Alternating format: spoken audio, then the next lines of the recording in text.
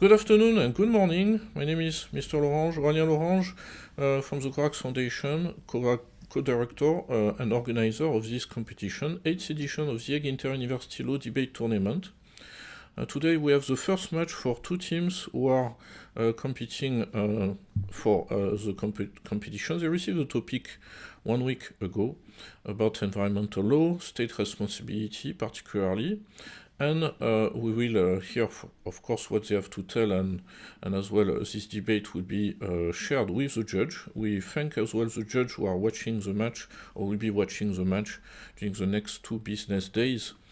Today we have a team from the University of Chile who will be competing against a team from Tallinn University of Technology in Estonia. So they receive a topic, but first of all now we'll ask them to introduce themselves before we get to the allocation of positions, of course, and then the 5 minutes of preparation and the match itself. So I would like to ask Miss Mirenburg to introduce herself. Welcome, Miss Mirenburg. Yeah, thank you. Hi, my name is Maria Mirenburg. I'm a first-year law student from Tallinn University of Technology. Welcome. Mr. Arya, welcome. Thank you, sir. Good morning, good afternoon. My name is Tomas Araya, and it's my second year in the law school. Thank you, welcome. Miss Ripinen, welcome. Hi, I'm Suvi Riipinen from the Tallinn University of Technology, and I'm first-year bachelor student as well. Welcome. Mr. Diego Perez Esparza. Hello everyone, my name is Diego, and I'm in my 5th year of law school, also my last year. So I salute everyone, and I hope we had a nice night. Thank you. And as well, Miss Gretlin Koppel in Estonia. Hi, I'm Gretlin. I'm studying at THIULDT as well. It's my first year studying law. And yeah, welcome to everybody. Thank you. I mentioned as well that there is a third member concerning the team from the University of Chile who is trying to connect. We'll see if she managed, but this is Miss Martina Bilbao Lopez, so we hope she will be managing to be in the room. There is a coach for each team. The coach for the University of Chile is Mr. Andres Ubilar Hernandez, that we send greetings to. He participated last year as debater.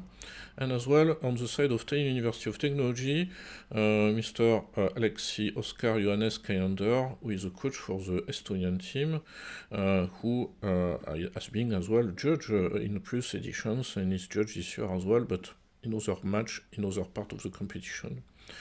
So for this match we'll have 3 judges. These 3 judges, they don't know each other, but they are all of them based in the Netherlands currently, so greetings to them, but only one of them is Dutch, by the way. So, so the 3 judges will be watching the match for during the next 2 business days. You receive the topic received by the 2 teams is: under international environmental law principles, states have an obligation to enact and enforce legislation requiring corporations to adopt sustainable practice to minimize environmental harm. Is it correct? Yes. Yeah. So now I will share my screen for the allocation of positions, so all of us will know which position each team will have, knowing that the team in favor will be starting the match. So normally you should see my screen, and with a wheel there are 2 chances for each team, so 1 chance to be in favor and 1 chance to be against. So now I activate the wheel. The team in favor will be starting the match.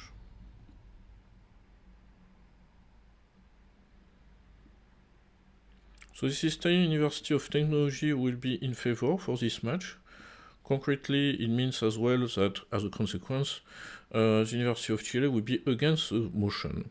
So it means that the Tallinn University of Technology will be defending the position that under international environmental principles, states have an obligation to enact and enforce legislation requiring corporations to adopt sustainable practice to minimize environmental harm, while the University of Chile will defend the position that under international environmental law principles, states do not have an obligation to enact and enforce legislation requiring I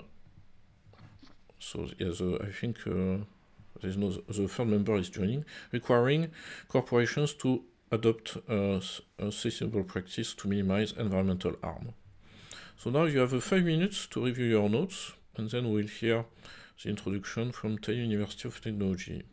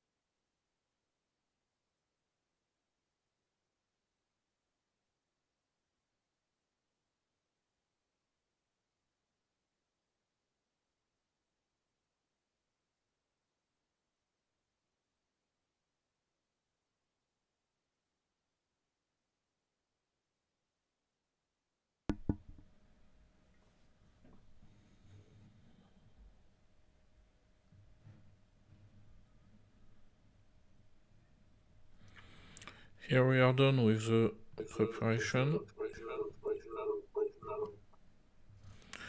So we'll be able to start. So yes, in the room in Estonia. I unmuted him. Honorable judges, respected opponents. Wait. The Earth is not dying Wait. quietly. It is fighting for Wait. Stop. Wait. He's putting his finger up. Stop. Yes. Okay. Wait. So before we start, just remind everybody that yellow card means 30 seconds left in your speaking time, and then red card means explaining.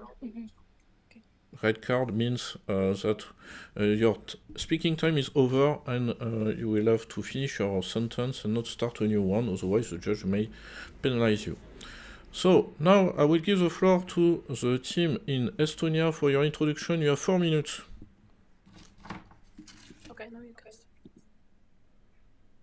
Honorable judges, respected opponents. The Earth is not dying quietly. It is fighting for survival, and so are its people. Right now, communities across the globe are being poisoned, displaced, and destroyed, not by nature, but by corporations prioritizing profit over human life. The law is clear, the suffering is real, and the time for states to act is now. That is why we, the proposition, argue with absolute conviction. The states have indeed an obligation under international environmental law to enact and enforce legislation requiring corporations to adopt sustainable practices to minimize environmental harm. My three core arguments are following. Firstly, the legal obligation of states. Under international environmental law, the Paris Agreement, the Rio Declaration, the UNFCCC, states are not spectators. They are legal guardians, duty-bound to act. The 2015 urgent case in the Netherlands forced the Dutch government to reduce emissions because failing to protect citizens from climate harm violates human rights. And in 2021, Shell was ordered by Dutch court to cut emissions, setting a precedent. States can and must use the law to hold corporations accountable. Because when states fail, the environment is not the only victim. Our legal systems fail, human lives are lost. Secondly, corporate self-regulation is a lie. Let's not pretend corporations will police themselves. History and the present prove otherwise. Volkswagen 2015, they manipulated emissions data, poisoning the air we breathe. BP's Deepwater Horizon 2010, a catastrophic oil spill, devastating ecosystems and ruining thousands of livelihoods. 2023, Norilsk Nickel, Russia, spilled over 20,000 tons of diesel into Arctic rivers, causing one of the worst environmental disasters in modern history. They are not past mistakes, this is the present. Civil fines are shrugged off as business expenses. Only criminal liability makes them pause. And who enforces that? The state. Lastly, environmental destruction is a crime against humanity. This is not just about nature, this is about human suffering. When floods sweep through Pakistan, displacing 33 million people, that is not climate change in theory, that is families losing everything. When toxic waste leaks into rivers in South America, children drink that water. They fall sick and die. This is not merely environmental damage, this is human devastation. And every time a corporation cuts corners and every time a state looks away, it is not just negligence, it is complicity. It is a corporate manslaughter, it is environmental homicide. The International Criminal Court is now considering ecocide as an international crime. Why? Because the scale of destruction is no longer environmental, it is human. Judges, this is not a choice, it is a legal necessity and a moral imperative. International environmental law does not ask states to consider action, it requires it. Courts from The Hague to Strasbourg have affirmed it, communities are demanding it, and the law must deliver it. Because if the state does not act, the law is meaningless. If legislation is not enforced, justice is dead. The cost of inaction is paid in human lives. Today, not tomorrow. Legislation is not an option, it is a shield that stands between corporations and catastrophe. The law compels it, justice demands it, and humanity depends on it. Thank you. Thank you very much. Now we hear the introduction from the team from the University of Chile. You have 4 minutes as well.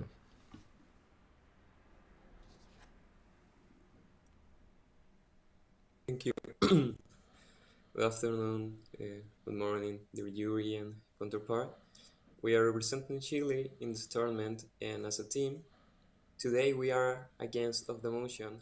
Under international environmental law principles, states have an obligation to enact and enforce legislation requiring corporations to adopt sustainable practices to minimize environmental harm. So, the states, as a political concept referring to a particular mode of social organization, has multiple purposes, among which the development of the community and the protection of the fundamental rights stand out as key, for which it has a wide range of possibilities in order to comply with international commitments. It is in this sense that the principle of progressivity takes on leading role in that it allows states to implement the necessary measures they deem necessary. However, does not translate into an obligation in a strong sense. Good neighborly relations of a violent nature are one thing, but an obligation to enact and enforce legislation is another. There is no rule of any kind in international law that obligates states to integrate the international legal order into the domestic legal order, since each state trusts the democratic legislature and its internal mechanisms to make international development and um, commitments compatible. In support of the above, we are based on the principle of progressivity and non-regression, the nature of the international obligations. First, principle of progressivity and non-retrogression. Under the principle of progressivity and non-regression, states are not obligated to enact and enforce legislation requiring corporations to adopt sustainable practice that uh, minimize environmental damage. Second, um, the Committee on Economic, Social, and Cultural Rights, its General Comment 5 number 3 of 1990, pointing out in paragraph 9 that progressive relation implies a recognition that the full realization of all economic, social, and cultural rights may be um, over a period of time, but impose an obligation to proceed and expeditiously and effectively as possible to achieve that goal. The above with regard to the International Covenant of Economic, Social, and Cultural Rights in this Article 2. So, in this way, it implies gradual progress in order to achieve full compliance. That compliance with certain right requires the adoption of 4 medium and long-term measures, but proceeding as expeditiously and effectively as possible. Thank you so much. Thank you very much. Now we move to the rebuttals, the first rebuttals. We hear the first rebuttal by the team from Tallinn University of Technology. You have 2 minutes.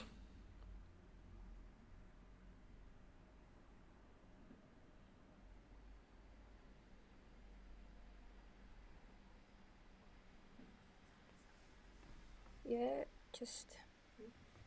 So, hi from me too. So, I would like to add that international law says that if a corporation harms the environment, it should pay for the damages. This is called the polluter pays principle. This principle is backed by key agreements like Rio Declaration from 92, which says those who pollute should be responsible for the damage they cause, and also European Union's Environmental Liability Directive, which ensures that companies have to pay to fix the harm they create. For example, after the Deepwater Horizon oil spill, BP had to pay over $65 billion in fines and settlements for the damage they caused, and international law already holds corporations financially responsible for the harm they do. States must enforce these laws to make sure companies take responsibility when they pollute.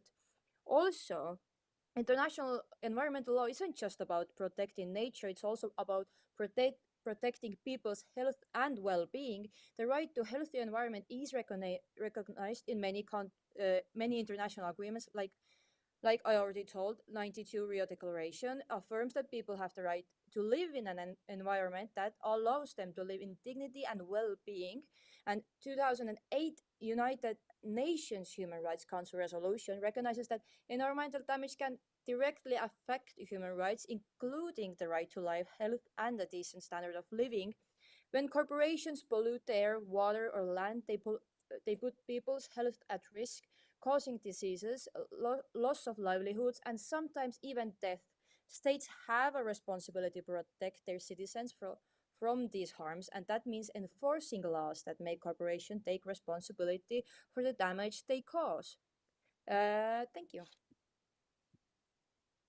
Thank you very much. Now we hear as well the first rebuttal from the Excuse me, team. you're muted. Oh, sorry. I'm muted? No. No, I'm not muted. No, No. it's not. So now we hear the first rebuttal from the University of Chile. You have 2 minutes as well. Well, hello everyone. We were talking about the principle of progressivity and non-regression. So this becomes even clearer if we recognize that there are states in less advanced and developed countries whose human rights needs are more pressing than minimizing environmental damage, as they face problems that are immediately urgent for their survival and the full development of the nation. If states implement measures that jeopardize economic development by neglecting these needs, they will only bring about a deeper crisis. In this sense, the principle of progressivity and non-regression is associated with the idea that states should advance in the coverage of social rights and their benefits in an increasing manner, and they should not go backwards in the achievement that have been made. It implies gradual progress to achieve full compliance. That compliance with certain rights requires the adoption of short, medium, and long-term measures, but proceeding as expeditiously and effectively as possible.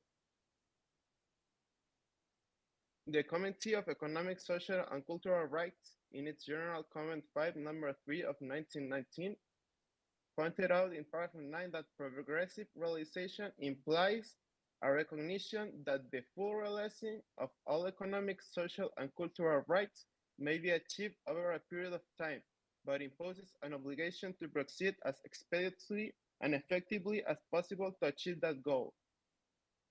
The above with regard to the International Covenant on Economic, Social, and Cultural Rights in its articles.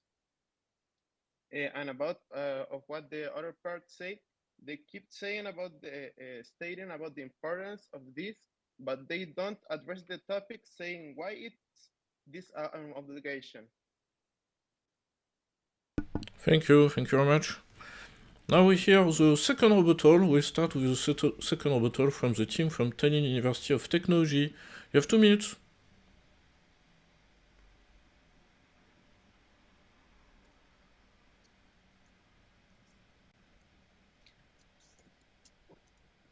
In Article 4.2 of Paris Agreement, each party shall prepare, communicate, and maintain successive national determined contribution that it intends to achieve. Article 31 of the Vienna Convention of the Law of the Treaties interpretation says that shall prepare signifies a binding commitment under international law. Paris Agreement's purpose, the treaty's object and purpose is to limit global temperature rise to 1.5 degrees, which requires corporate emission reductions. Since the Paris Agreement binds states to take climate action and corporations are the largest polluters, state must legislate and corporate sustainability policies to fulfill their commitments. Textual interpretation under the Article 31 of Vienna Convention of the Law of the Treaties confirms that states cannot ignore corporate activities without violating the treaty. This is exactly why the corporations needs to do these things for the environment.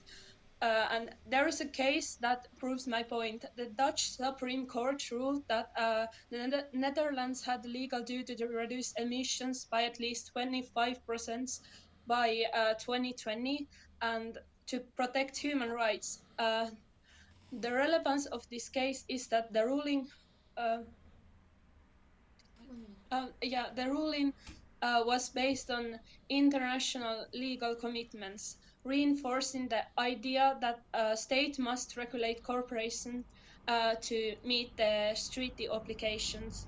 And you said that these states they have purposes and they are development and protecting the human rights, and that by our idea we are neglecting the human rights, but I would disagree because by the corporations doing these things for the environment we are protecting human lives and the environment as a whole. Thank you.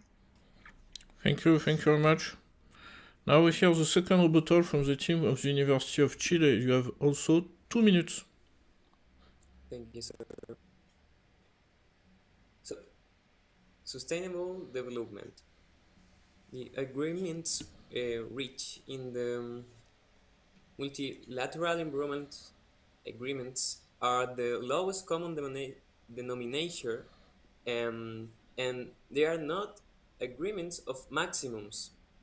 Although we are faced with legal obligations, these are in most cases soft obligation and of very broad content.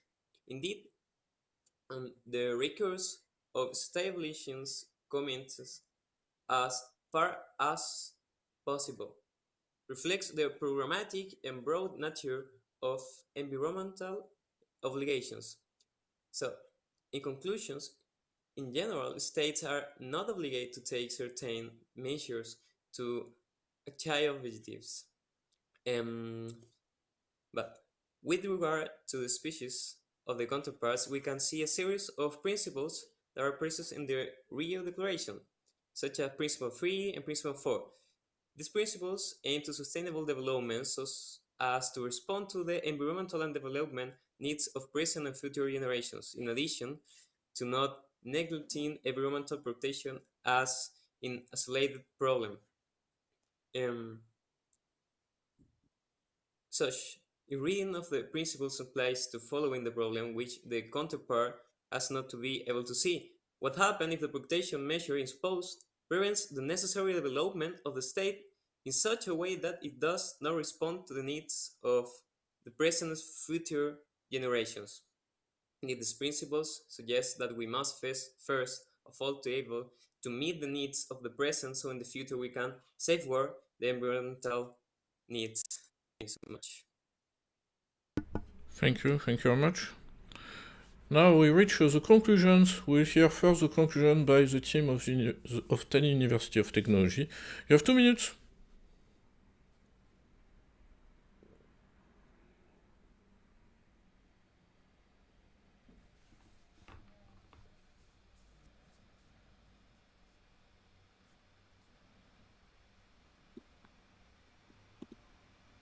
Honorable judges, respected opponents. The earth is not dying quietly, as I mentioned, nor is the suffering of its people. Without this debate, we the proposition have demonstrated that states have an obligation under international environmental law to enact and enforce legislation requiring corporations to adopt sustainable practices to minimize environmental harm. The legal foundation is clear. The Rio Declaration, the Paris Agreement, the Value Place Principle, and the European Union Environmental Directive confirm that states must act. Protecting the environment is protecting human rights, especially the right to life.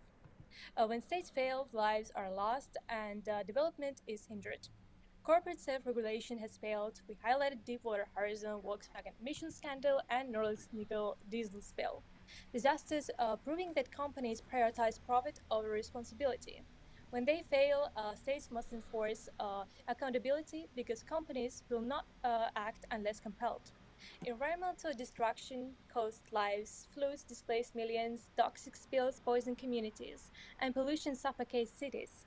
My teammates emphasize that this is not just about nature, it is about safeguarding human lives and ensuring sustainable development. States must lead, climate actions and sustainability commitments require enforcement. The right to life and human rights demand state intervention. Development must be built, and the accountability must be built on accountability, not destruction. The law compels it, justice demands it, humanity depends on it. Thank you. Thank you very much. Now we hear the conclusion as well from the team of the University of Chile. You have as well 2 minutes. Well, everyone, this debate was essentially about the principles of international law and how this constitutes an obligation.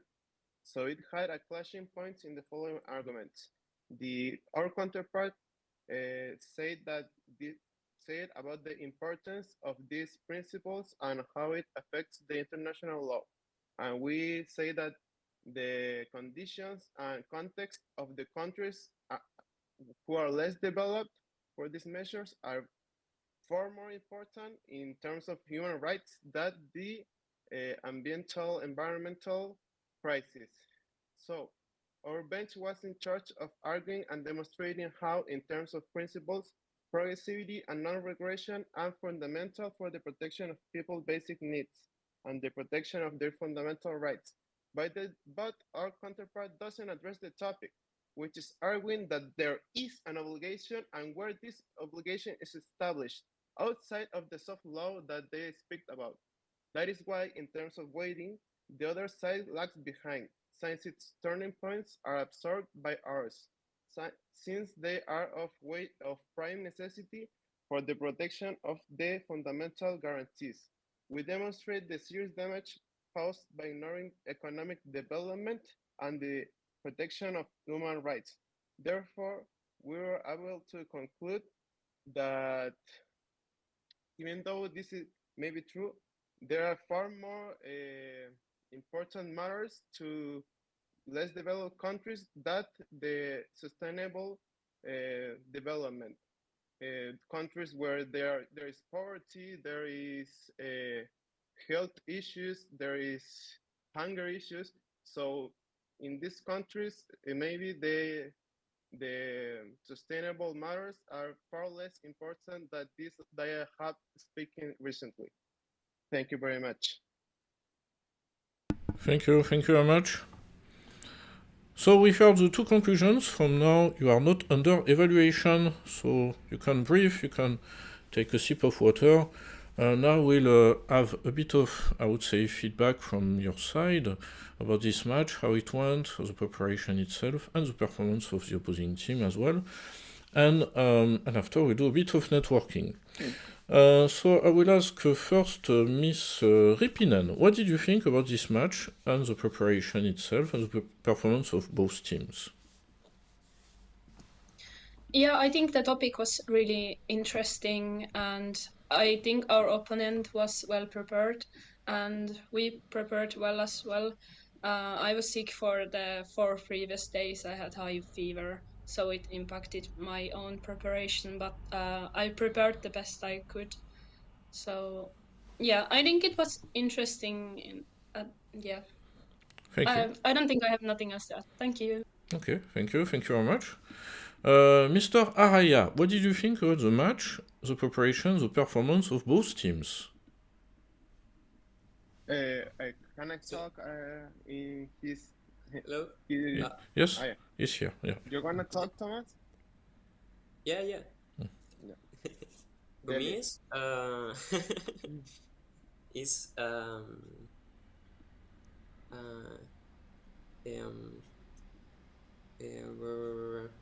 interesante. Diego, ¿cómo se dice? Interesting. interesting. Yeah, yeah. Because I'm sorry. The the motion um is muy about soft law. Soft law is complicated. Um, you need to think, is really are an obligation for me, for my state, my country? Yes, no, why?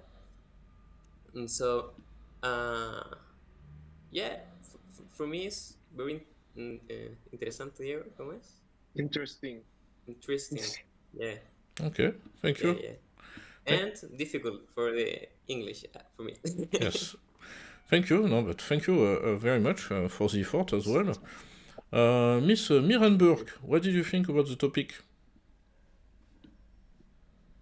The topic was interesting, indeed. Yeah, the preparation, both sides prepared well. Yeah, I'm glad. Yeah, I'm satisfied with my speech, both of them. Okay, thank you. Then Mr. Peret Esparza, what did you think about the match? I'm very happy for the match for our part and the counterpart. I think it's a very interesting topic and very important for the reasons we talked about recently, like the sustainable growth, the sustainable balance, and the human rights. For other hand, that less developed countries have like less opportunities to develop these types of measure. So that's the breaking point for me that makes it so interesting, and the reason and the context that we're talking, like almost everything about soft law makes it even more interesting, because there isn't a specific place where there is a certain obligation, which is the theme of the topic, where there is no soft law that indicates that these topics are really an obligation. So that's why, for me at least, it's interesting, because it's like all in the sky, in the air. Like there's no there's not only one answer, and there is not only one social or cultural context. So every case is very different, and that makes it very good, because we're competing with persons, with people from another country, from another realities. So they can add very interesting topics with the matter. Thank you. Thank you very much. Now, Miss Koppel, what did you think about this match? So it was definitely a very interesting one. I think our opponents made very good points. It was sometimes quite hard to hear them, but the ones that I caught, the arguments were pretty good. Thank you very much. So now, of course, we'll wait for the results concerning this match. Before closing this session, I would like to ask two questions to both teams. One question is, how did you decide and why did you decide to participate to this competition, and how did you get selected or chosen to represent your university? So we'll ask first to the team from Tallinn University of Technology this question. So one of you or several of you.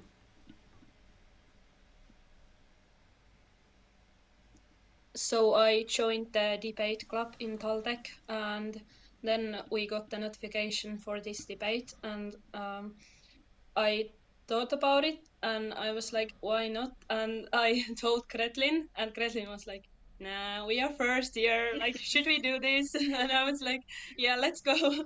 And then I heard that Maria was interested as well, so that's how our team kind of formed, kind of by accident.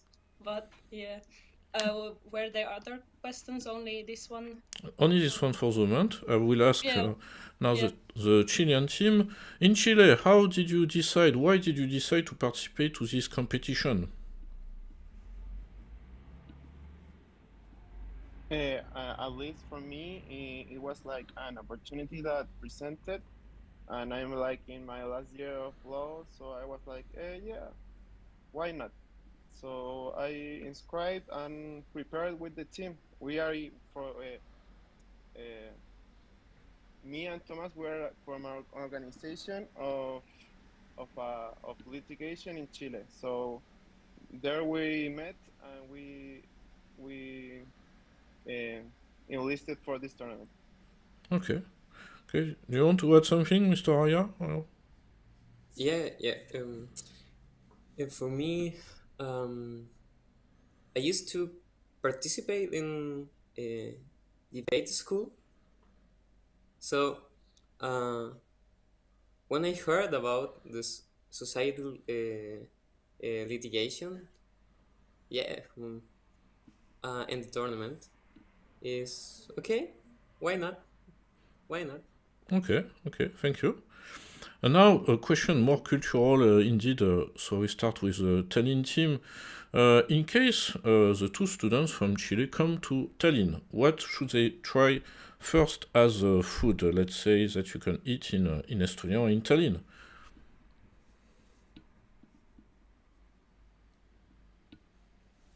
I'm sorry. The question is that if Yes. we go to if you will to go there, what's the first thing we will do? No, yes, but the question is for the team of Estonia. They will answer and they will propose you what to eat when you would come to Estonia the first time, and after you will have the same question when they will come to Chile. Yeah. So first, the ladies. So, as I am the only one actually from Estonia, so I guess I have to answer this. So, I probably would just eat like our signature black bread, and that's about it. That's the only signature dish we have. Okay, only black bread. Yes. Yeah, me and Maria, we are Finnish, so we have just moved to Estonia before the last semester, so we are not like that well versed with Estonian culture. But we would agree that black bread is the thing that Estonians say that we should always try. And yeah, it's pretty similar. We have similar bread in Finland as well, so it wasn't anything shocking. But if you haven't tasted any black bread, maybe then. Okay, okay, but black bread then. But a black bread, it's not burnout bread, normal bread, right? It's like a normal bread. Yeah, it white. is normal bread, not burnt one. It is just a kind of black in color. It is not a white seeds. Yeah, it's not It's a made white of one wheat like the Italian or seeds. Miss, rye bread. It's is it made of rye? Gretelin. She doesn't know what it's made of. But the dark bread that we have in Finland, it's normally made out of rye. But I don't know about Estonian black bread, since our Estonian girl doesn't know. So, Okay, okay, thank you. On the side of Chile, what is the first thing they should try? I mean, the three ladies when they will come the first time in Chile. I don't know if you have been in Chile. No, not yet. Okay. And I've been myself, but I've tried a ceviche when I was there. So, what is the first thing they should try when they come to Santiago? I will say the first thing to try in Chile is first of all a completo. Completo is a hot dog with tomato, the sausage, avocado, and mayonnaise. And the second thing I will recommend, they're very famous in here. They like cultural topic. And for a more maybe think of a context here, maybe a popcorn cake. We make popcorn. No, the way the maize, the corn, we turn it to a cake with meat and onions. Yeah, it's very strange for other people, but here in the summer we love it, even though it's a hot preparation. Okay. Mr. Arya as well? Yeah, the same, the same. I love completos. I love. So if you visit Chile, you must eat completo. But about the cake corn, it's not a cake like happy birthday. No, no, no, no. It's is ¿cómo se dice un plato de fondo, Diego? It's a lunch thing. Yeah, yeah, Like yeah, yeah, for after breakfast. yeah. Okay. Chicken, onion. Yeah, it's for lunch. Okay. But it's Okay. so tasty. It's religious. Yes, yes, yes, yes. Okay. Very good. Thank you. Thank you. So I remind that this is the end of the summer in Chile at this moment. Here it is. We are going to the summer. Not yet. We are still in winter. But yes. So many thanks, both teams. You will receive your result in 2 business days from now. So it means at the end of this week. So this is your first match. In 2 weeks, you will meet the 2 other teams. So on one side, you will meet the team from Athens in Greece, and the other side, you will meet the team from Teshbakat University in India. So that's all for today. So thank you again for your match. It was a great match, and I really enjoyed it. So I will see you very soon again. So thank you in Chile, thank you in Estonia, thank you. Bye bye. Thank Bye-bye. you. Bye-bye. Thank Okay. you. Bye bye. Bye bye.